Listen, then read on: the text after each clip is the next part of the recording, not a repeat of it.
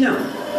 Donc, mon intervention fil rouge est maintenant terminée et nous allons passer à l'introduction de notre intervenant de ce matin, qui illustre parfaitement un des éléments que nous travaillons d'une manière approfondie au sein d'Human, qui est la relation entre écologie et non-violence.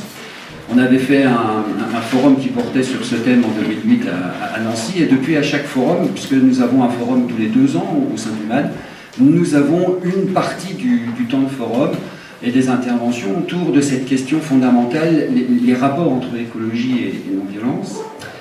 Hervé Kempf écrit des livres depuis 1991. Nous avons... Ouais. Et pas que des livres sur l'écologie. Il a écrit un livre sur Gaza.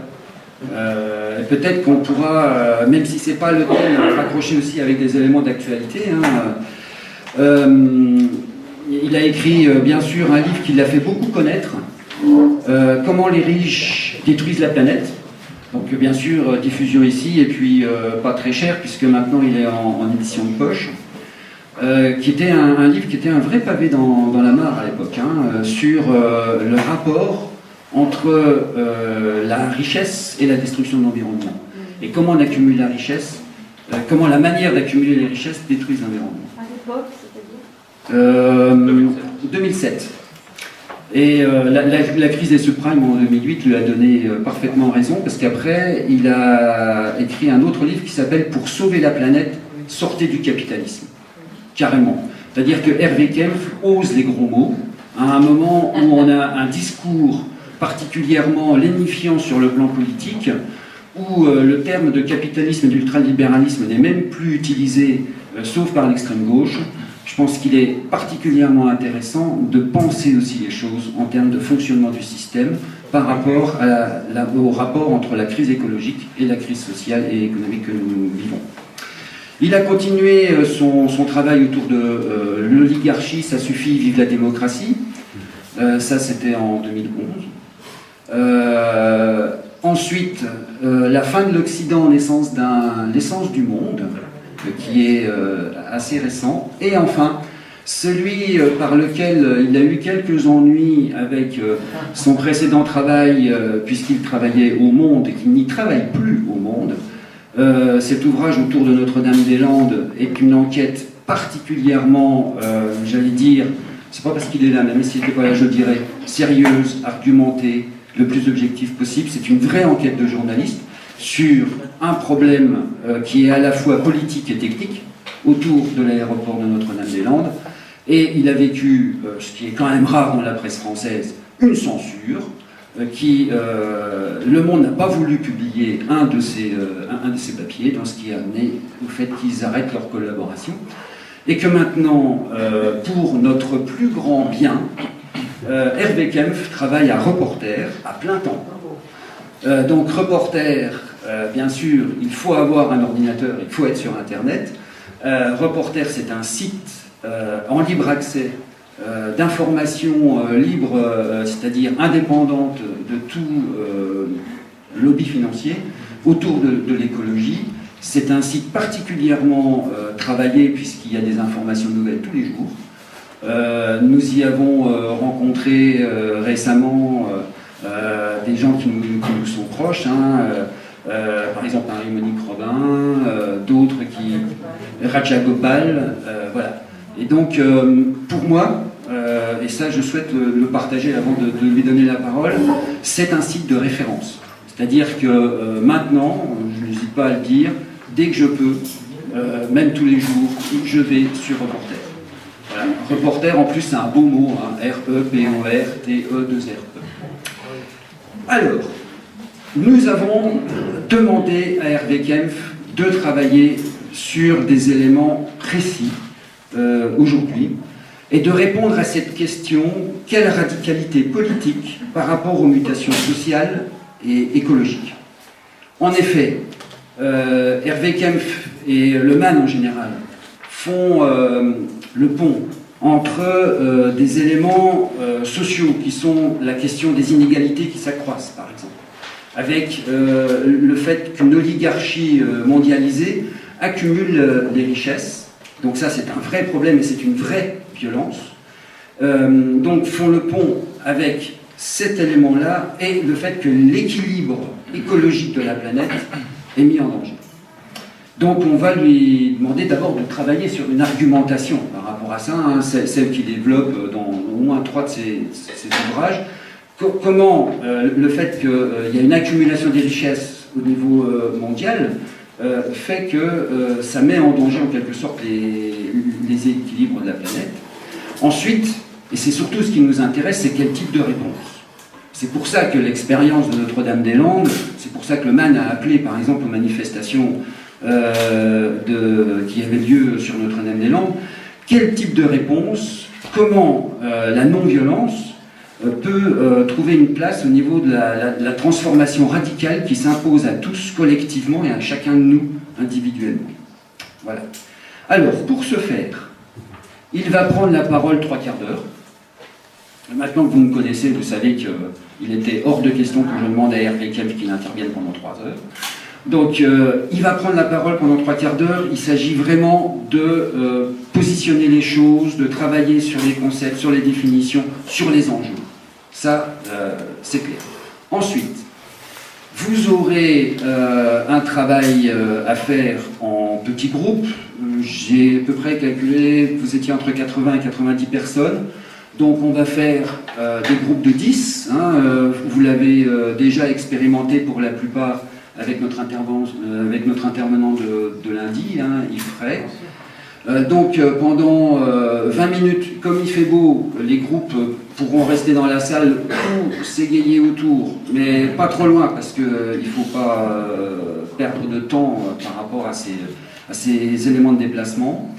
Donc pendant 20 minutes, vous travaillerez à partir de ce qu'il leur a dit et en termes d'appropriation, hein, il y aura dans chaque groupe quelqu'un qui sera porte-parole du groupe et quelqu'un qui sera aussi animateur, hein, pour que la parole se distribue correctement. Il faudra que chaque groupe sorte une réflexion et une question qui sera mutualisée. Et ensuite, Hervé reprendra la parole après avoir entendu vos réflexions pour environ 3 quarts d'heure également. Voilà comment nous avons passé cette matinée. Et je tiens à remercier Hervé Kempf d'être venu de Paris et d'alimenter en quelque sorte cette complicité qui nous unit personnellement depuis un moment et j'espère qu'il va unir le MAN à Reporter et à la réflexion d'Hervé Kempf. En tout cas, merci d'être là.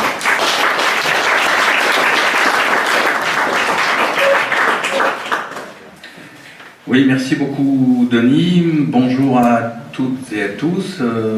Je suis sincèrement heureux d'être là et d'avoir été incité à réfléchir aussi par rapport au devoir en termes scolaires que tu m'as confié, puisque ça sort un peu de mon rail habituel.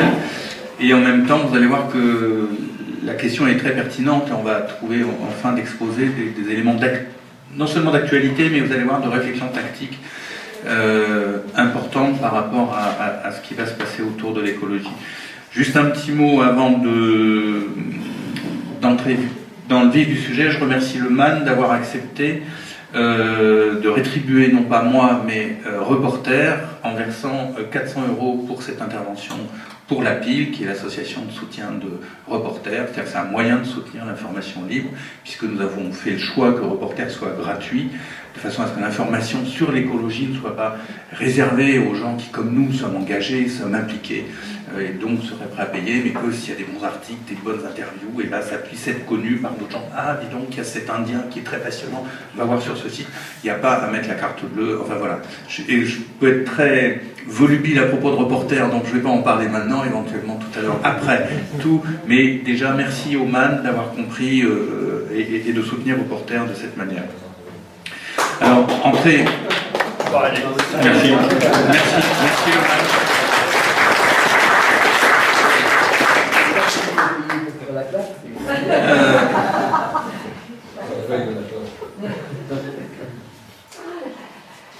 Alors, peut-être d'abord, mutation sociale et écologique, je vais commencer par la mutation écologique, puisque ma démarche et la démarche de beaucoup d'entre nous est de considérer que la crise écologique est le phénomène historique majeur de l'époque. Il y a 100 ans, il y a 200 ans, c'était peut-être autre chose, dans 300 ans, dans 50 ans, ça sera peut-être autre chose, mais pour l'instant, dans les générations que nous sommes, dans ce début du 3e millénaire du 21e siècle, la question écologique est la question politique fondamentale. Et la question politique, c'est quoi une question politique? C'est comment l'assemblée des citoyens, la communauté des êtres humains décident ensemble de leurs choix collectifs pour assurer la paix. Puisque je vous rappelle que l'enjeu fondamental d'une société humaine, la question politique fondamentale, mais vous le savez ici au Mouvement pour l'alternative non violente, c'est comment, malgré les conflits, les différends, les désaccords inévitables qui naissent des relations humaines, on trouve le moyen d'assurer la paix qui est le moyen de la pérennité des sociétés humaines. Donc la question politique, c'est toujours ça. Comment est-ce qu'on assure la paix dans une communauté de citoyens, pas citoyens, c'est un terme moderne, mais communauté d'humains qui ont spontanément des tendances à se diviser, pour 1000 raisons, et bien comment on assure cette... voilà. Et la question qui se pose et qui est une source de conflit très forte, vous allez voir, c'est la question écologique, c'est-à-dire ce moment où eh bien, les sociétés humaines se rencontrent pour aller vite aux limites de la biosphère, dans une situation où nous sommes plus nombreux et plus riches et plus puissants collectivement que jamais. Alors, je rappelle très rapidement, vous en êtes familier, mais quand même les grands traits de la crise écologique. On peut dire qu'elle a 3 volets. D'abord, bien sûr, le changement climatique. Je ne vais pas vous le détailler ici, juste vous rappeler quelque chose que vous connaissez déjà, mais ça mérite, je pense, de le souligner. Que dans un axe très fort de réflexion des climatologues, c'est la possibilité de l'irréversibilité. C'est-à-dire que si nous atteignions collectivement un niveau de réchauffement d'un certain niveau qu'on évalue à 2-3 degrés au-dessus du niveau moyen de la température à l'époque pré-industrielle, le système climatique rentrerait dans une situation irréversible, c'est-à-dire qu'il ne serait plus possible de retrouver un équilibre, même si, après coup, on réduisait fortement les émissions de gaz à effet de serre. Donc l'enjeu du changement climatique, c'est pas seulement ce qui maintenant devient perceptible, qui est bien connu, c'est les désordres, le dérèglement, le réchauffement moyen, mais aussi cette perspective d'une éventualité, d'une irréversibilité totale du système climatique.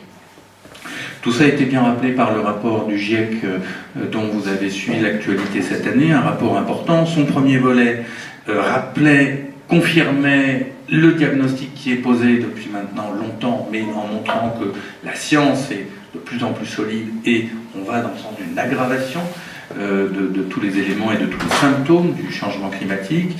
Le deuxième volet est important, il a été moins médiatisé, mais il est extrêmement important, surtout je pense ici pour notre réflexion, c'est que maintenant les climatologues commencent à pouvoir avoir des analyses régionales au niveau continental, et à pouvoir avoir des analyses d'impact géopolitique des effets du changement climatique.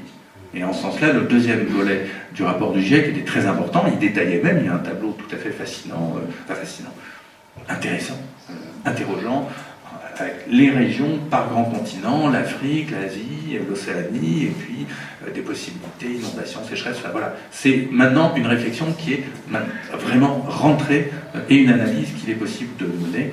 Ça veut dire très concrètement, on est sorti d'une idée de changement climatique affectant la biosphère comme une caisse noire, une boîte noire, et maintenant on peut commencer à détailler par région, par grand continent, les conséquences que cela pourrait avoir et que cela commence à avoir.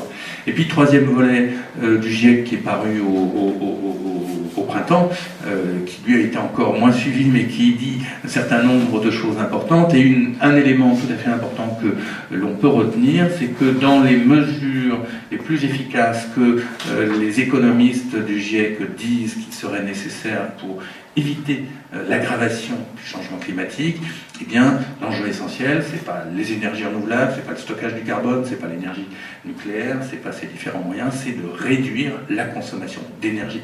C'est écrit de manière très claire, avec un tableau, avec des chiffres, de manière très forte dans le GIEC. Je ne développerai pas pourquoi c'est des messages qui ne passent pas, mais voilà ce qui était important dans ce point-là. La crise de la biodiversité, je ne vous la détaille pas non plus, juste pour vous rappeler que dans la crise écologique, il n'y a pas que le changement climatique, c'est un volet d'une crise générale, d'une mutation générale, crise de la biodiversité. Je vous rappelle juste cette notion que disent les biologistes, les naturalistes, c'est que nous vivons à l'heure actuelle, sur 1 ou 2 siècles, la plus grande crise d'extinction des espèces depuis celle que nous avons connue il y a 65 millions d'années et qui avait vu la disparition des dinosaures. Et puis, troisième volet de la crise écologique, eh bien une contamination générale des écosystèmes, de l'environnement, une pollution généralisée des écosystèmes. Dont un des aspects qui, moi, me frappe toujours le plus, c'est le fait que maintenant, même les océans, qui sont le plus grand écosystème terrestre de la Terre, vous voyez, si on prend un globe terrestre, notamment du côté du Pacifique, et qu'on voit le globe, il n'y a plus de terre, il n'y a que la terre, il n'y a que la mer. Les océans sont le plus grand écosystème terrestre, donc on pouvait penser qu'il était tellement immense qu'il resterait en quelque sorte insensible, capacité de résistance et d'absorption énorme par rapport aux effets de l'activité humaine. Ben non, maintenant il y a énormément de signes de la disparition des stocks halieutiques, de l'acidification des océans, de la disparition des coraux, de la fragmentation des plastiques, et ces 6e continents dont vous avez peut-être entendu parler. Voilà, même les océans sont sujets à une contamination généralisée comme l'ensemble de nos écosystèmes. Donc voilà le cadre, et on pourrait dire qu'après tout, la crise écologique, c'est une forme, oui, on peut, comme vous voulez, en tout cas, choisissons voilà une bonne position de compromis. Ah oui, le 3e volet du GIEC, économie d'énergie. Allez, on ferme celle-là ou pas? Non mais c'est bien, on a tout de suite l'application de l'exposé, donc il faut vraiment qu'on fasse attention à ce que je dis. Tu sais pourquoi il joue avec la lumière? En fait, on pourrait dire que cette crise écologique, c'est une violence sur la nature. Vous vous rappelez peut-être ce livre de Michel Serres qui était paru en 1989, Le contrat naturel, et ce livre important de Michel Serres commence par une scène, si je me rappelle bien, il prend un tableau de Goya, qui est 2 personnages presque nus, mais qui se battent à coups de gourdin dans la boue. Et Michel Serres explique très bien, ben voilà, on voit ces 2 personnages qui se battent très violemment, ils ont chacun un goudrin, une martape, ils essayent de se... et en fait, ils sont dans la boue. Et ce sur quoi Michel Serres attire le regard, c'est qu'en fait, c'est cette boue qui pour lui l'intéresse, et ce qu'il dit, c'est que quand les hommes, les humains, pardonnez-moi si je dis hommes, j'entends bien sûr hommes et femmes, les humains, quand les humains se battent, ont une activité, ils oublient ce terrain, en quelque sorte, qui est, dans notre conception occidentale, la nature. Autrement dit, ce qu'explique Michel Serres, c'est que maintenant, eh bien, les activités humaines, qu'elles soient violentes ou non violentes, qu'elles soient économiques ou pas, avant, on pouvait l'ignorer, la nature était une sorte de décor vide, incroyablement puissant, inaltérable. Maintenant, nous savons au contraire que l'activité humaine se déploie dans une violence à l'égard de ce que nous appelons la nature, occidentaux, appelons la nature, la biosphère, etc. Alors, on pourrait dire que finalement, dans le capitalisme, l'énergie humaine violente, c'est-à-dire qu'il y a une capacité dans l'humanité à déployer son énergie, son dynamisme, sa créativité dans l'agression contre les autres, eh bien, on pourrait dire, en tout cas un point de réflexion, peut-être que le capitalisme a été un moyen de détourner cette énergie de la violence vers l'activité économique. Et donc de transformer en quelque sorte, ou de substituer la dynamique guerrière, la dynamique militaire vers une dynamique de cupidité, de volonté d'enrichissement, etc. De ce point de vue-là, on a l'image du commerce pacificateur venu de Montesquieu et de bien d'autres, le doux commerce, et le fait que, apparemment, le 19e siècle, par exemple, qui était un âge d'or, le premier âge d'or du capitalisme, s'est fait dans une relative paix. Enfin, on pourrait discuter 1000 fois là-dessus, puisque si c'était une paix en Europe, c'était une autre guerre, une autre violence exercée à l'encontre des peuples qui devenaient soumis, on en reviendra d'autres. Et puis, d'une certaine manière, Depuis la Deuxième Guerre mondiale, on pourrait dire aussi que ce nouvel essor du capitalisme dans ce qu'on a appelé les Trente Glorieuses et l'époque du néolibéralisme qui se continue est une époque à bas bruit de violence, malgré la guerre froide, malgré un certain nombre de conflits entre guillemets périphériques, mais que le cœur de l'activité humaine, de l'activité de la société humaine, s'est déplacé vers, non pas des activités guerrières, mais vers l'expansion extraordinaire du commerce, de l'économie. Voilà. Alors, à partir de là, on peut avoir trois réflexions. Et je prends cette hypothèse, je présente cette hypothèse de l'expansion du capitalisme et de l'économie comme une hypothèse. Je veux dire par là que je n'adhère pas. Je vous ai dit en entrant que Denis m'avait poussé à réfléchir, donc c'est un peu travail en chantier. Voilà. Ceci dit, si on continue sur cette hypothèse de l'essor du capitalisme au XIXe siècle et puis dans l'époque qui nous concerne, dans les 50-60 dernières années, relativement pacifique par rapport à les terribles périodes de l'enchaînement de guerres 70, 14, 18, 39, 45 et puis les épisodes du goulag, de l'URSS, du nazisme, voilà, 60 ans, les 60 ans qui viennent de se passer, et moi je l'ai en tête quand je porte cette analyse de critique du capitalisme, c'est grosso modo une période de paix par rapport à l'époque absolument terrible qu'on a évoquée dans les différentes visites qui nous seront proposées cet après-midi par exemple. Mais cette image d'un commerce, d'une économie, d'un capitalisme qui permettrait, qui aurait la vertu de substituer la paix à l'agressivité guerrière des sociétés, amène à trois réflexions qui peuvent nous faire penser que cette hypothèse est fortement limitée. La première, c'est que la violence de le dynamisme de cette activité économique, et on peut vraiment parler de violence, c'est-à-dire que quand on raisonne sur des croissances du PIB, du produit intérieur brut de 5%, ce qui était le cas dans l'Italie, dans l'Allemagne, dans la France, des 30 Glorieuses, dans les 7, 8, 9% qui ont été le cas, là je parle au passé, de la Chine, de l'Inde, de quelques autres pays, c'est une violence à la fois sur les sociétés, parce que c'est une mutation extrêmement rapide de toutes les structures économiques, sociales et même de relations humaines dans ces sociétés, et puis c'est aussi une violence par rapport à ce que nous appelons la nature, par rapport à la biosphère, puisque cette croissance économique, c'est en fait une accélération de la transformation de la matière pour la transformer en produit utilisé par les hommes. Donc il y a une première violence, cette paix apparente du capitalisme et de l'économie, du développement économique, ou ce qu'ils appellent développement économique, et se traduit par une violence par rapport à la biosphère. Et la biosphère, c'est pas des êtres inanimés, c'est... Enfin bon, je ne vais pas non plus rentrer dans ce débat, mais vous voyez quel type de réflexion ça pourrait nous mener. Et cela, manifestement, crée de plus en plus un potentiel de violence entre les êtres humains, précisément parce que nous savons maintenant, et c'est là-dessus que j'ai commencé, par cette crise écologique, que cette biosphère ne peut plus absorber sans défaillir les effets de l'activité humaine. Et donc, que cette dégradation qui devient très rapide de la biosphère se traduit en retour par des effets sur les mutations, les sociétés humaines. Donc, avec plusieurs, par exemple, aspects qu'on peut citer, le fait qu'il y ait de plus en plus de migrations qui sont liées au changement climatique, d'autres, que ces migrations sont aussi de plus en plus en perspective, que ce soit par l'érosion des rivages qui va se produire.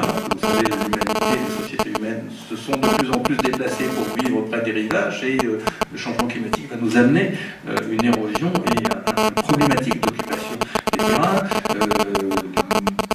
risque migratoire, mouvement migratoire envisageable aussi par rapport aux régions sèches ou aux régions sujettes à des phénomènes d'assèchement importants. Voilà déjà une première voie dans laquelle on voit des potentiels de violence qui s'accumulent. D'autres qui sont là aussi déjà à l'œuvre avec le grand mouvement d'accaparement des terres qui s'est lancé schématiquement depuis une dizaine d'années, et où des pays ou des régions qui, par exemple comme la Chine ou d'autres, commencent à manquer de terre précisément parce que dans leur développement économique violent, ils ont affaibli par l'agriculture, ils ont dévoré des terres rares, détruit ce développement économique se disent nous avons besoin de terre ailleurs, et on va prendre la terre ailleurs. L'ailleurs, ça veut toujours dire le plus faible, là où les structures économiques et politiques peuvent moins résister à cet afflux. Et donc on voit là aussi, dans l'accaparement des terres, des potentiels, et ça n'est plus seulement des potentiels, hein. Si on suit ça attentivement, on voit que déjà il y a énormément de conflits fonciers qui se révèlent, et puis je mentionne presque pour mémoire, un débat compliqué, mais qui va certainement se développer là aussi dans l'avenir, les rivalités autour des questions d'eau, le stress hydrique qui là aussi remonté. Cette présentation est exhaustive, on pourra peut-être dans la discussion même identifier d'autres potentiels de violence dans le moment historique que nous sommes en train de vivre. Un deuxième aspect qui dément en quelque sorte l'hypothèse du capitalisme pacificateur que j'ai posé au début pour la réflexion, c'est le fait qu'on est dans une société qui maintenant a valorisé profondément la cupidité, l'enrichissement comme moyen non seulement de satisfaction personnelle, mais de réalisation de soi, et dans une vision du monde qui est fondamentalement individualiste. Alors, ça vous est, je pense, familier, mais j'insiste sur ce point, et c'est le thème central de Pour sauver la planète, sortez du capitalisme, que tu as bien voulu citer, qui consiste à tenter d'expliquer qu'un aspect fondamental du capitalisme, c'est pas seulement, et je me sépare pas, comment dire, on peut avoir une autre approche que celle de Marx, je ne la dément pas, c'est pas le problème, que l'exploitation de l'homme par l'homme, la valeur travail, etc., et que le capitalisme, c'est fondamentalement aussi une philosophie, une anthropologie, une façon de voir les choses qui se fonde sur l'idée que l'individu, la compétition, sont les moteurs principaux, et le rapport marchand sont les moteurs principaux de réalisation des personnes. Donc c'est quelque chose, c'est potentiel psychologique qui est propre aux sociétés humaines, mais ce que fait le capitalisme, ce que fait l'idéologie capitaliste, ce que fait l'anthropologie capitaliste, c'est d'exacerber au sein de cette variété immense des qualités humaines, d'exacerber ce motif particulier. Et ben, plus de compétition, l'individualisme exacerbé, c'est quoi? C'est une forme de violence entre les humains, le déni de valeurs de coopération, de collaboration, etc. Et qui a conduit aussi, de manière claire, et ça c'est un mouvement important dans le capitalisme des 30 dernières années, à une poussée continue des inégalités au sein des sociétés riches. Alors c'est quelque chose qui est bien documenté, donc je pense que je ne vais pas trop le détailler. En gros, vous savez, notamment maintenant par les travaux de Piketty. On peut mentionner Piketty, Thomas Piketty, parce qu'il a sorti ce livre très important, Le Capital au XXIe siècle.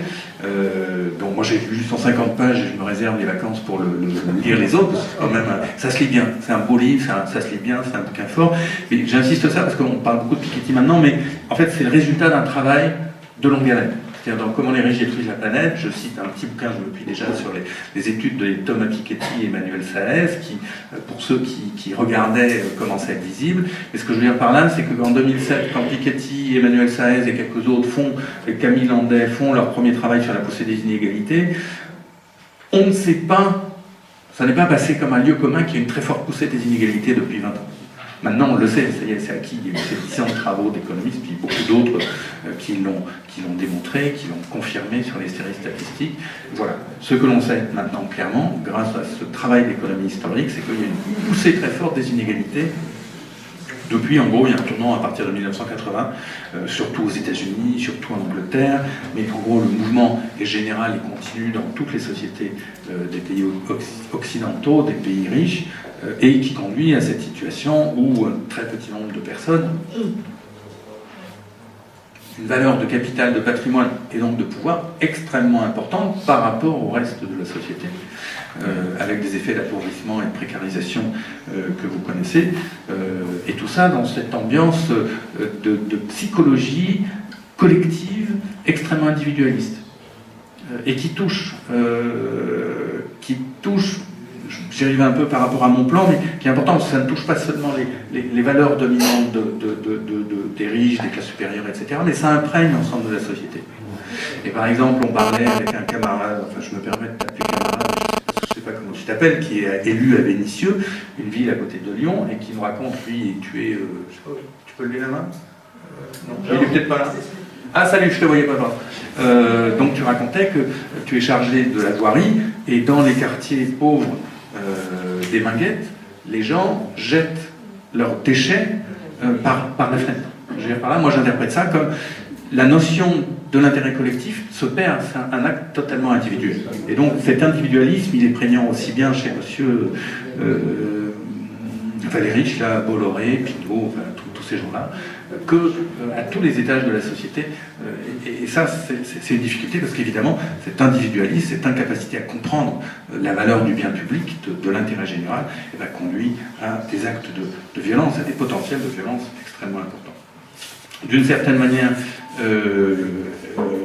et Piketty l'évoque de manière claire, enfin c'est pas qu'il l'évoque, c'est qu'il montre que les rapports d'inégalité, le niveau d'inégalité que nous atteignons maintenant, sont les mêmes que ceux du début du XXe siècle, c'est-à-dire que la fin du XIXe siècle, ce capitalisme qui était dans une expansion énorme, a conduit au début du XXe siècle, avant 1914, à des niveaux d'inégalité extrêmement forts. Ce qu'on appelle la Belle Époque, c'est une époque où il y a eu un enrichissement collectif incontestable, mais dans des situations d'inégalité extrêmement grandes. Voilà, et donc les statistiques de Piketty, de Saez et d'autres nous disent, ben voyez, on est revenu là, hop, au niveau d'inégalité de patrimoine et de revenus de ceux... Alors, Piketty ne tire pas de conclusion, celle que je vous suggère évidemment, et qui moi me paraît, là encore à titre d'hypothèse, c'est que cette accumulation d'inégalités et de tensions sociales qu'elle génère, dans une époque où les classes dominantes doivent continuer à maintenir ce système qui maintient les inégalités, donc continuer à maintenir un système de croissance, d'enrichissement, etc., avec les effets que nous avons vus, et je vais y revenir d'une autre manière, eh bien, suscite des possibilités de conflits extrêmement importants. Et puis, un troisième aspect, donc je vous rappelle toujours que là, j'analyse les questions qui permettent de contrebattre l'hypothèse que j'ai posée pour réflexion, que le capitalisme avait permis la paix et était pacificateur et substituait en quelque sorte le motif économique plutôt que le motif militaire pour exprimer l'énergie humaine. Un troisième aspect, c'est l'inégalité entre pays historiquement anormale, puisque moi je vous ai cité Piketty et d'autres, c'est que je parlais de l'inégalité au sein des sociétés.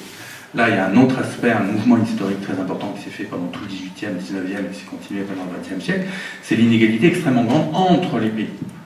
C'est-à-dire qu'évidemment, enfin je dis évidemment parce que c'est un lieu commun, si on dit ici qu'un habitant, chacun d'entre nous, français je crois, ou allemand, nous avons un niveau de vie, de consommation énergétique matérielle 50 fois plus élevé qu'un habitant moyen de Bolivie ou du Tchad, c'est un lieu commun. Quelque chose qui nous est... Enfin, c'est un lieu commun parce que c'est la vérité. Mais c'est historiquement quelque chose de fondamentalement exceptionnel. C'est-à-dire que cette période où il y a eu des pays extrêmement riches avec des niveaux moyens de consommation matérielle et énergétique très supérieurs à celui des autres pays est dans l'histoire tout à fait exceptionnelle. C'est une parenthèse, là je ne veux pas prendre trop de temps, donc je ne vais pas développer cette idée qui est, je m'appuie sur l'historien Kenneth Pomerance, c'est que j'ai exprimé dans Fin de l'Occident, naissance du monde, mais ayez simplement en tête que cette idée que la période où ce qu'on appelle l'Occident, l'Europe, les États-Unis, quelques autres ont dominé, ont une puissance, une richesse matérielle moyenne beaucoup plus considérable que celle des habitants des autres pays, est quelque chose d'historiquement exceptionnel. C'est-à-dire que c'est une petite période de l'histoire, unique, et qui est en train de se refermer. Et donc, moi, l'hypothèse que je pose, c'est qu'après cette grande divergence, pour reprendre le terme de Kenneth Pomerance qui explique comment, à partir du XVIIIe siècle, pour faire simple, il y a une région du monde, puis quelques autres, l'Occident, qui rentrait dans cette inégalité extrêmement grande, dans cette différence extrêmement grande, cette divergence extrêmement grande avec les autres pays, nous sommes maintenant dans un moment de convergence. C'est une autre façon de voir le phénomène qui vous est familier, qui est la mondialisation, pas qui nous est familier, hein, et ben, la grande divergence, c'est-à-dire qu'on est en train, historiquement, d'être dans une tendance de converger vers la situation normale qui est celle de l'humanité dans toute son histoire depuis des milliers d'années, celle où, en moyenne, tous les habitants de la planète ont un niveau de consommation énergétique et matérielle, grosso modo, identique.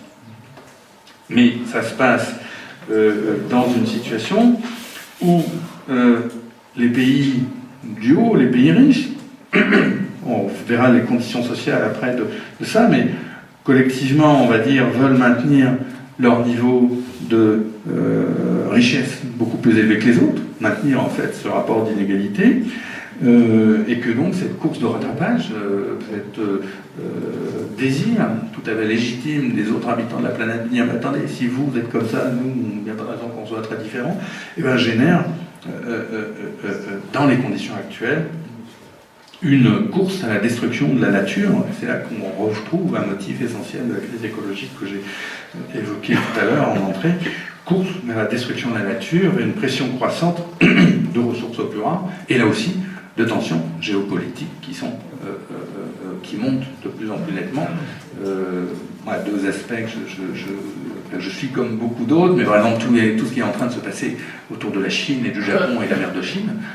Et là, on voit très clairement des tensions qui sont en train de monter autour des ressources pétrolières, notamment de ces eaux territoriales, et puis ce qui est en train de se passer sur l'Arctique, sans même envisager, peut-être pour plus tard, les ressources de la Sibérie et l'éventuel conflit entre la potentielle de rivalité entre la Russie et la Chine. Enfin voilà, on peut après assez facilement explorer ce type de voie. Et nous sommes en train, oui, parce que nous participons pleinement de cette période historique, l'époque historique est en train, me semble-t-il, de rallumer, de réactiver des potentiels de violence extrêmement importants. Alors si on résume cette situation actuelle où on est dans ce moment historique, ce mouvement historique de convergence des conditions moyennes d'existence entre les humains dans un contexte de crise écologique qui interdit que tous les humains vivent au niveau d'un Alsacien, d'un Parisien ou d'un Américain du Nord aujourd'hui, c'est-à-dire entre 6 et 10 tonnes d'émissions carbone, par exemple, pour prendre ce critère, ou je ne sais, etc. Ça veut dire qu'on est dans un moment où il faut un abaissement du niveau matériel moyen des habitants des pays riches. Et ça, on n'a pas le temps de le développer, peut-être ça reviendra dans la discussion, mais je pense que vous en comprendrez l'idée. Ça n'est imaginable, ça n'est supportable, ça n'est possible que si on a une forte réduction des inégalités au sein de ces pays riches. Et là, on est dans un moment où cette classe dirigeante, moi je emploie le terme de classe oligarchique, mais peu importe, qui ont profité de cette hausse très forte des inégalités, qui d'une certaine manière l'ont suscité, l'ont encouragé, bloquent, ne veulent pas. Et là, on se trouve, à mon sens, dans une situation où, schématiquement, il y a deux scénarios possibles. Le scénario favorable, je le dis tout de suite, et puis on y reviendra plus tard, je l'appelle de l'écologie juste, c'est-à-dire un scénario où les sociétés des pays riches voient la dimension historique dans laquelle on est, cette double impératif, et non pas contrainte, de la crise écologique et ce mouvement historique profond de la convergence du niveau moyen d'existence, et s'organisent pour réduire collectivement le niveau de consommation matérielle, le niveau de consommation énergétique, et donc écologique et juste, puisque ça n'est possible que par une réduction forte des inégalités et une nouvelle conception de la répartition des richesses. Et puis l'autre scénario, c'est le scénario de l'oligarchie autoritaire, où ces classes dominantes qui ont si bien profité, suscité cette hausse constante des inégalités, qui maintiennent l'idée qu'il faut toujours de la croissance, que c'est le seul moyen de nous en sortir, qui suscitent toujours cette course à l'augmentation de la richesse matérielle, leur but profond étant de maintenir le rapport d'inégalité dont ils profitent en ce moment, et donc nous entraînent dans un recul progressif des libertés publiques, des valeurs démocratiques, et vers le recours de plus en plus fréquent à des solutions autoritaires. Et autoritaire, c'est la violence d'État, c'est la violence policière, c'est la violence de la scénario. Alors, je vois que l'heure tourne un peu, donc je ne vais pas deux, trois aspects, mais on y reviendra peut-être dans la discussion, très rapidement, qui se traduit par un contrôle des médias de plus en plus important. Je pourrais vous en parler en détail, mais on va peut-être se réserver ça pour plus tard. Un contrôle policier accru soit directement par la présence policière. Moi, je suis toujours stupéfait que dans un pays qui se prétend démocratique comme la France, on accepte que dans les grandes gares, à Paris, à Lyon, il y ait des gens en mitraillette, des soldats qui se trimballent, ce qui est caractéristique d'un régime militaire. Et puis le contrôle des écoutes téléphoniques, de l'ADN, de tout ce système de surveillance. Évidemment, il n'y a pas que la NSA qui surveille nos communications, il y a aussi, évidemment, je ne sais pas, mais on a de larges motifs de suspecter que la police de M. Valls pratique largement ce même genre d'exercice. De Valls, son prédécesseur, hélas, je fiche un peu de... un recul assez continu du respect des droits de l'homme et des libertés publiques, je ne vais pas le détailler, et puis aussi, et ça c'est une stratégie, me semble-t-il, très forte, explicite ou non, au sein de l'oligarchie, en tout cas de large fraction d'entre elles, c'est de détourner l'anxiété, le malaise, voire la colère qui monte, pour les raisons bien claires que j'ai exposées, me semble-t-il, et détourner cette anxiété, ce malaise populaire, qui même s'il ne trouve plus des voies d'expression collective très fortes en raison de l'individualisme que j'ai décrit, mais quand même, voilà, et de détourner cette anxiété, cette malaise, cette colère vers des boucs émissaires, vers l'étranger, vers d'immigrés, voilà. Alors, cette montée des contradictions conduit à une tentation de la violence. À nouveau, mais voilà, je vous livre l'état de mes réflexions, je me demande si le précédent de 1914 n'est pas, là encore, pertinent, je le mets avec un point d'interrogation. En tout cas, ce qui me paraît certain, c'est que la présence, l'existence, et maintenant qui est bien connue, d'une très forte inégalité, aussi bien au sein des sociétés qu'entre les sociétés, nourrit des tensions extrêmement fortes et qui deviennent d'autant plus, on va dire, déstabilisantes, pour employer un langage de dominant, ou peu importe, devient d'autant plus déstabilisante dans ce contexte où on ne peut plus imaginer de croissance économique, d'enrichissement matériel qui permet en quelque sorte de cautériser la plaie, de rendre acceptable l'inégalité, puisque maintenant la fonction essentielle de la croissance économique, même s'il n'a jamais dit, c'est de faire accepter les rapports d'inégalité extrêmement forts au sein de la société. Autrement dit, s'il y a 1-2% de croissance, eh ben, les gens peuvent voir leur revenu moyen augmenter de 20% et ils sont indifférents au fait qu'il y a un certain nombre de gens qui accaparent beaucoup plus de l'enrichissement collectif. Si la croissance ne fonctionne plus, l'inégalité apparaît à nu parce que la répartition inégale conduit à une précarisation, à un appauvrissement de plus en plus visible des parties les moins favorisés de la population. Donc voilà le cadre général de réflexion que je vous propose. Après, je dépasse un peu mon temps, mais donne-moi 10 minutes. C'est bon? Bon, alors ça va. Excusez-moi, une page de publicité. On devait rendre des papiers avant 10 heures. Alors, il est en train de circuler. Il circule. Juste, lisez pas tout. Il s'agit juste pour les gens qui se sont inscrits vendredi à midi. S'ils veulent leur pique-nique, vous mettez pique-nique. Sinon, vous ne mettez rien. Et puis, savoir si vous êtes la nuit ou le petit déjeuner. Donc, vous allez très vite parce que je pense. C'est pique-nique ou repas? Donc, repas, on met rien. Le repas, vous êtes déjà inscrit. Vous êtes inscrit, alors sauf si vous voulez. Donc, il faut aller très vite parce que ils ont déjà relancé avant des heures. Oui, les gens n'ont pas compris du tout ce qu'on fait faire. Excusez-moi. Attention, il y a quand même des gens qui prennent le repas le vendredi soir qui doivent s'inscrire. Voilà, si vous avez... Mais oui, ça va perdre du temps. Voilà, excusez-moi, c'était... Oui, merci. L'année 8, j'ai distressé, je suis revenu à des postes matériels. Mais elles sont importantes. On va essayer qu'il n'y ait pas trop d'inégalité entre nous. Au moins sur l'accès au niveau des rapports. Bon, après ce rappel de l'impératif métabolique, je propose que nous remobilisions nos neurones. Le pique-nique végétarien ou pas? Tranche de jambon ou pas? Bon. Quel niveau de cohérence? Après, bon, voilà, je vous ai proposé un cadre général de réflexion. Après, moi je reprends ta question, comment la non-violence trouve sa place dans cette mutation qui s'impose?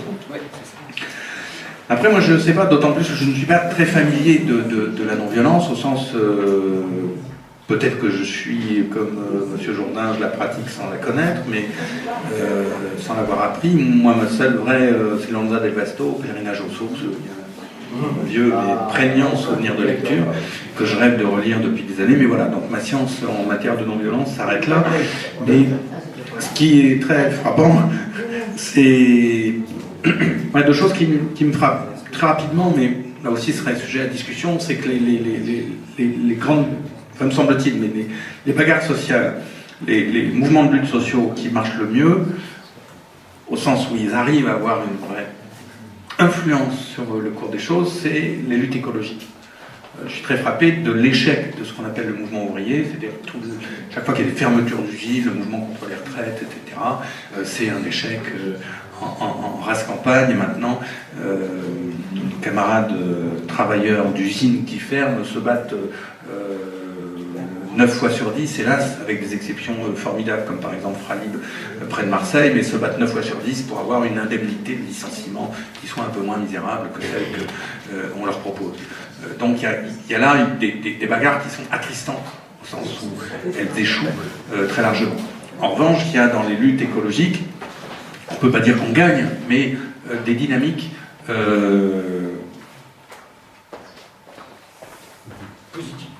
positives. Ne te laisse pas troubler. Ouais.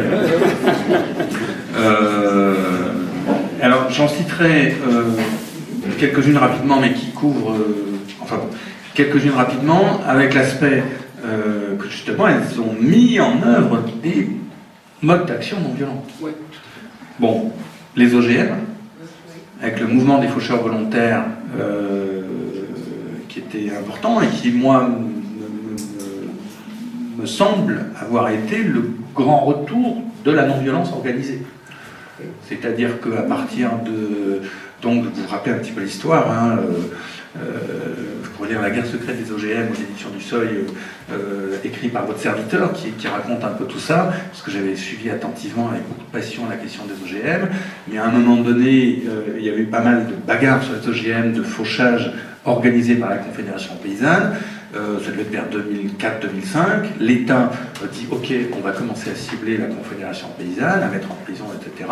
Et il y a eu l'idée très forte lancée par Libouban notamment. Jean-Baptiste Libouban, de lancer de l'Arche, absolument, de lancer les faucheurs volontaires, c'est-à-dire une action collective où il n'y aurait pas d'organisation, mais des personnes, des individus, des citoyens qui, ensemble, mèneraient cette action de fauchage et iraient devant le tribunal en commun, dire mais non, nous sommes coupables, donc jugez-nous. Alors, ça a été extrêmement important, avec en même temps, si vous en rappelez, cette difficulté, c'est que quand la violence d'État arrive, qu'est-ce qu'on fait? Alors, j'ai plus les noms exactement en tête, mais les premières actions de fauchage volontaire ont été autour de Toulouse, vers un endroit qui s'appelle Verdun, sur je sais pas quoi, qui était extraordinaire. Il y en a eu 2 ou 3 qui suivis, et puis le coup suivant, peut-être l'été suivant ou 2 mois après, la police avait compris, et moi je me souviens c'était à Vassivière ou je sais plus où, il y avait des CRS partout, il y avait des hélicoptères qui passaient dans le ciel, et ils balançaient des grenades à tir-larigot. Moi je découvrais des grenades, vous savez, vous avez des petits bouts de métal qui peuvent se coller dans le comment ça s'appelle ces grenades? Grenades à fragmentation. Bon, vous avez des blessures légères, mais qui sont réelles. C'est une vraie, c'est une vraie merde. Voilà. Et là, les organisateurs des faucheurs volontaires ont dit, les organisateurs ont dit, attends, on ne peut pas aller pas au massacre, oui, mettre des gens en danger et de se faire blesser pour une action qui était fondamentalement pacifiste. Donc, voilà, là, ce que je viens par là, mais là, on est encore en chantier, je réfléchis, ça a été formidable, mais à un moment, il y a eu la violence d'État qui se déchaîne contre une action non violente. Voilà. Même si après, vous dites, ah oui, mais les gens vont vous dire, et là, oui, mais tu arraches du tournesol, c'est quand même une action violente, puisque c'est une violence à l'égard de la propriété privée. Oui, mais nous ne touchons en aucun cas à la personne de l'agriculteur, etc. Il n'y a pas de violence contre l'humain. Mais est-ce que c'est pas un acte de violence, etc. Bon, je laisse la discussion ouverte, surtout que je n'ai pas la réponse. Mais ce que je veux dire par là, c'est qu'on a, voilà, dans cette histoire récente, une lutte écologique qui était extrêmement importante et qui a employé comme tactique l'arme de la non-violence. Et finalement, quand même avec beaucoup d'efficacité, puisque même s'il y a eu cette retour de répression d'État, après, il y a eu un enchaînement qui a conduit à ce que la bataille des OGM n'est pas gagnée, mais enfin, elle n'est pas perdue, pour l'instant. Et puis, un autre moment, en parlant, je me rappelle, 3-4 ans plus tard, vers 2008, le jeûne qui a été fait pour le moratoire des OGM, qui avait été fait par José Bové et un certain nombre d'autres personnes rue de la Banque à Paris, dans un squat, et qui avait joué très fortement pour peser sur la politique. Alors, à l'époque, c'était Borloo et Kosciusko-Morizet, et ça avait été une des gouttes d'eau, pas la cause à soi seule, mais c'était un autre cas où une forme d'action non violente, alors je sais pas, je pense qu'un jeune est une action non violente, non mais je suis ignorant, donc n'hésitez pas à me dire si je dis des bêtises. Mais voilà, a eu un effet concret.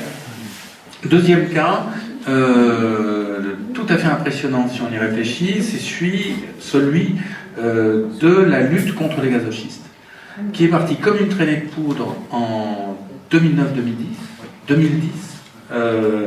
et de manière encore moins organisée, si j'allais dire, que les faucheurs volontaires, même s'il y avait des gens à niveau José Bové, Michel Rivasi, un certain nombre d'autres gens, ou en Ardèche, des gens qui étaient impliqués dans Greenpeace et qui avaient des très bonnes connaissances d'action, de mode d'action collectif et non violent. Mais grosso modo, il y a eu spontanément une organisation collective en Ardèche, dans la Drôme, en Aveyron, dans quelques départements, qui a fait que les politiques qui n'avaient pas compris quelle était la nature du système, du problème, se sont laissés dépasser et ont voté en 6 mois, en juin 2011, une loi interdisant la fracturation hydraulique, dont maintenant ils se mordent les doigts. Mais la bataille avec... Et ça, c'est un cas intéressant, parce que, c'était parti comme une traînée, et moi, ce qui m'avait frappé, c'est qu'il y a eu des gens qui étaient très peu militants, qui s'étaient réunis dans un certain nombre d'endroits pour faire des comités de vigilance pour si les camions arrivaient. Et se dire, on organise une chaîne téléphonique. Donc là, il y a quelque chose dont je n'épuise pas du tout la description, mais qui signifie aussi qu'il peut y avoir, quasiment spontanément, des réactions populaires, des réseaux citoyens qui retrouvent des modes d'action collectifs et qui trouvent des modes d'action non violents. Alors c'est vrai que là, il n'y avait pas eu de violence d'État du tout, l'appareil d'État était resté absent, en quelque sorte. Troisième cas auquel je pense, Notre-Dame-des-Landes que tu citais, qui est un cas que vous connaissez assez bien, où il y a eu une lutte très tenace et très longue depuis très longtemps. Alors je ne vais pas vous la détailler parce que là encore c'est comme sur les médias, je pourrais vous en parler longtemps, mais on va essayer de prendre 2-3 points saillants et qui là posent un problème de réflexion sur lequel je n'ai pas exactement la réponse. Le premier, c'est l'opération César. Donc vous vous rappelez qu'en octobre 2012, le gouvernement, alors moi on ne dit plus de gauche, mais de M. Ayrault, décide d'envoyer des forces de police et de gendarmes pour évacuer les quelques dizaines de squatteurs, selon leur langage, qui s'étaient installés sur la zone à défendre de Notre-Dame-des-Landes. Appareil de police extrêmement fort, à 5 h du matin, etc., habillés comme des Robocop, et là ça nous est familier, des hélicoptères, des chiens, toutes sortes de choses, des grenades, et en face, se passe l'inattendu, c'est que les zadistes, donc les squatteurs dans le langage policier, résistent, qui sont un peu préparés, et tout de suite il y a un mouvement de solidarité qui se fait, c'est-à-dire que la coupure, le clivage qu'espéraient créer les autorités entre les zadistes, méchants, jeunes, libertaires, anarchistes et parfois étrangers, et les bons opposants, citoyennistes, âgés, faisant des recours juridiques et montant des dossiers experts, se diviseraient. Qu'est-ce qui se passe? Au contraire, grand mouvement d'unification, des gens viennent de tous les âges, face à la police. Et là, en quelque sorte, il y a une violence défensive qui est mêlée à la non-violence. Et pendant un mois, donc ça va durer quasiment un mois, l'assaut policier, avec des moments de violence d'État incroyablement fortes. Et il y a à la fois des actes de non-violence très forts, de personnes, à la limite, peu importe l'âge, mais de gens qui vont face à la police, d'autres, par exemple, quelques jeunes gens qui se mettent nus et vont voir des gendarmes et leur disent arrêtez. Alors, ces jeunes gens sont poursuivis pour outrage à l'autorité publique. J'y repense parce que le procès a eu lieu et il va y avoir appel. C'est-à-dire que le procureur fait appel de la relaxe de ces deux jeunes gens. Non mais vous voyez où on en est. Et puis en même temps, il y a une violence défensive. C'est-à-dire qu'il y avait des barricades qui étaient montées, il y avait des jets il n'y avait pas beaucoup de pierres en fait, il n'y a pas de pavés, c'est de la zone humide, c'est la vraie zone humide, donc il n'y a pas grand-chose à balancer. Enfin, il y avait quelques... Et donc, c'est un cas compliqué parce que, et moi j'ai tendance à penser, quand j'en discute avec quelques-uns, que s'il n'y avait pas eu quand même cette réaction défensive, la seule non-violence n'aurait pas pu contrebattre la violence de l'État. Et chantier de réflexion ouvert, sachant que l'essentiel qui a joué, c'est quand même la grande solidarité. Le fait qu'après, alors je vous ai parlé, les citoyennistes, on va dire, les historiques, les paysans sont venus se joindre aux zadistes, donc on n'a plus distingué au bout d'un moment qui était qui, voilà, on était contre, et puis dans toute la France, je suis sûr qu'il y a certains d'entre vous qui ont été à un moment ou à un autre un collectif de soutien de Notre-Dame-des-Landes, à Nancy, ailleurs, voilà. Et donc ça a été fort, ça a joué. Mais voilà, non-violence, violence. En revanche, alors il y a eu une discussion pour la manif du 22 février qui a eu lieu cette année. Donc je pense que vous avez entendu parler, donc manifestation, grande manifestation, on va dire violence dans la ville, bris de glace et confrontation avec des forces de police, et on se trouve dans une situation délicate. Alors, comment bien présenter les choses? À la fois, c'est un succès, au sens il y avait encore 20 ou 30 000 personnes, alors que la pression politique était beaucoup descendue. On pouvait penser que la bataille était gagnée, donc il y a encore 30 000 personnes à ce moment-là était important. Il y a 500 tracteurs, et des gens, des paysans qui viennent avec leurs tracteurs dans les manifestations, c'est quand même pas rien, c'est quelque chose. 500 tracteurs, ou 450 pour être précis, voilà. Il y a donc un succès de la manifestation. Et une manifestation, il y a beaucoup d'enfants, de jeunes couples avec des poussettes, très festifs, avec des clowns, avec beaucoup de gaieté, beaucoup de bonne humeur à nouveau. Et puis, quand même, un petit nombre de gens qui viennent avec la volonté d'en découdre. Et par ailleurs, on s'en rend compte après, donc des heurts, gaz lacrymogène, jet de pierre, etc., pendant 3 ou 4 heures, et on se rend compte après que tout a été organisé par les autorités pour faire en sorte qu'il y ait la confrontation. Alors, je ne rentre pas dans les détails techniques, mais par exemple, à un moment, il y a un grand boulevard qui est là, avec un grand débouché, le cours je ne sais plus quoi, donc un grand boulevard, et ils font la ligne de police là, alors qu'ils auraient pu la mettre là, donc avec un retrait, voilà. C'est presque des techniques policières. La manifestation est interdite, d'entrée de jeu, alors que d'habitude à Nantes, historiquement, elles ont toujours été autorisées. On les empêche de passer par un parcours traditionnel, donc ça les oblige à passer par une petite rue, etc. Plus des provocations policières qui adviennent après, il y a beaucoup de policiers en civil qui sont armés, et à la fin, des tirs de flashball, quasiment à bout portant. Il y a au moins 2, et je crois 3 personnes qui ont pris un flashball dans l'œil. Voilà. Et donc là, on a un cas compliqué qui, pendant un mois ou deux, a fait beaucoup gamberger et continue à faire gamberger sur le rapport de la violence. Bon, moi, à titre personnel, j'ai pris position dans un éditorial très rapidement, notamment en ayant discuté avec des amis basques de Bissy, qui étaient aussi à cette manifestation et qui ont fait le choix, on en reparlera, de la non-violence de manière très réfléchie et politique. Et en gros, moi j'ai pris position contre la violence, dans la mesure où même je n'avais pas compris à ce moment-là, quelques jours après, à quel point la manipulation policière avait été faite. Mais ce qui est certain, c'est qu'il y avait des gens qui étaient venus, quelques-uns, d'ici ou d'ailleurs, avec la volonté de provoquer quelque chose. Un peu, pour certains d'entre eux, dans la logique de ce texte, de cette philosophie, de cette vision des choses inspirée par, ou illustrée par le texte Comité pour l'insurrection invisible, l'insurrection qui vient, qui est un livre important, je ne sais pas s'il est familier à certains d'entre vous, en gros qui disent il faut susciter des violences et une agitation dans la société qui sera en quelque sorte une étincelle qui entraînera l'insurrection générale. Bon, c'est un point de vue. Théorie libertaire. On va dire théorie libertaire. Moi, je ne partage pas. Ils étaient là au sein de cette manifestation. Donc, on était dans une situation difficile où, quand même, la manipulation policière et l'organisation policière s'étaient appuyées sur le désir presque incontestable de quelques-uns de déclencher des hostilités. Sauf que, d'une certaine manière, en fait, c'est une violence qui a été utilisée par la police, qui a servi de prétexte à la police. Et donc, autant j'hésite pour l'opération César, où là, je pense qu'une violence défensive peut se défendre en termes de position théorique. Et là, violence défensive, je ne sais pas. En revanche, je pense que avoir la volonté de déclencher des violences et de susciter est totalement contre-productif et sert en fait le dessein policier. Donc voilà un peu par rapport à la question de la violence et de la non-violence, les questions qui, pour moi en tout cas, émergent du cas de Notre-Dame-des-Landes.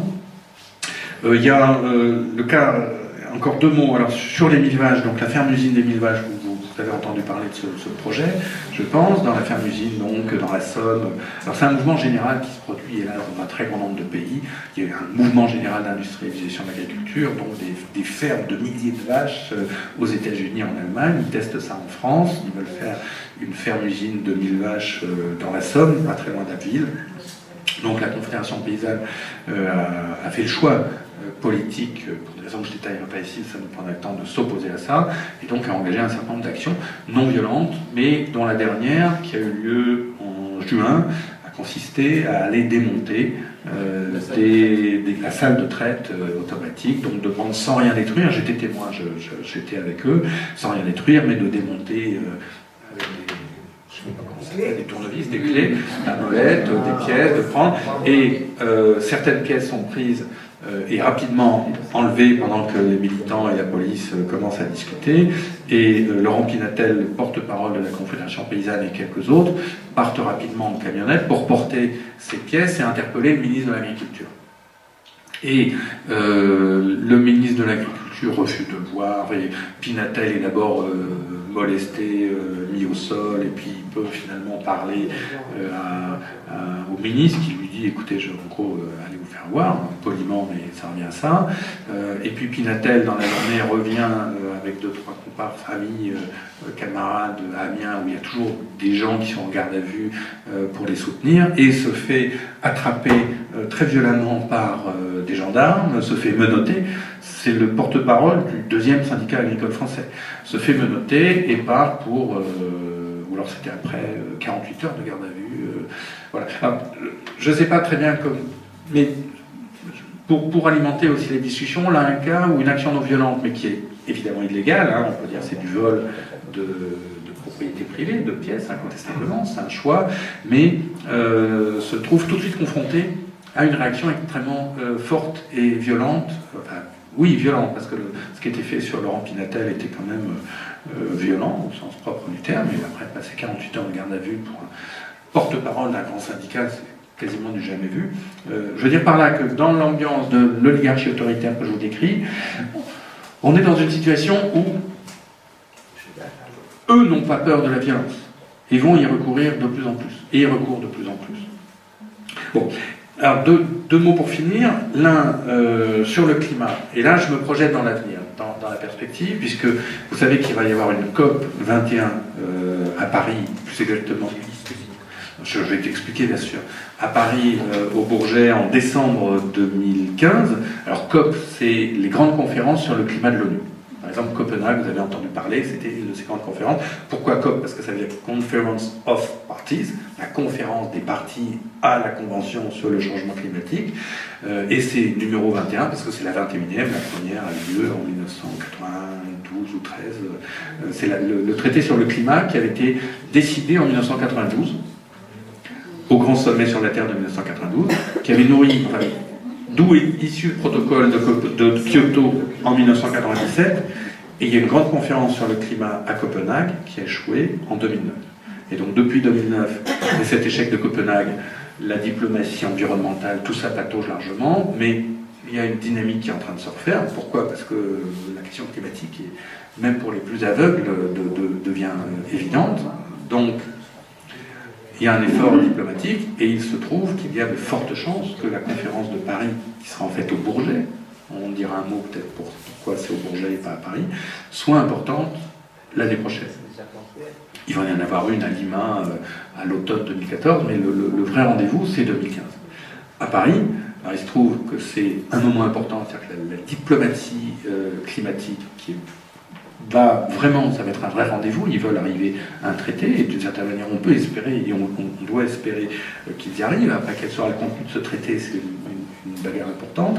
Et là, dans cette perspective, il y a à peu près depuis 6 mois ou 1 an, des écologistes qui ont dit il faut se préparer à ça, plus ou moins discrètement. Donc il y a eu un travail lancé, notamment autour d'Alternativa, que vous connaissez, des gens de ici, puis maintenant ça s'élargit beaucoup, et puis il y a plus largement une coalition COP21, coalition Climat 21, qui réunit beaucoup plus d'ONG, le CCFD, les Amis de la Terre, des syndicats comme Sud, comme la CGT, Peuple Solidaire, etc.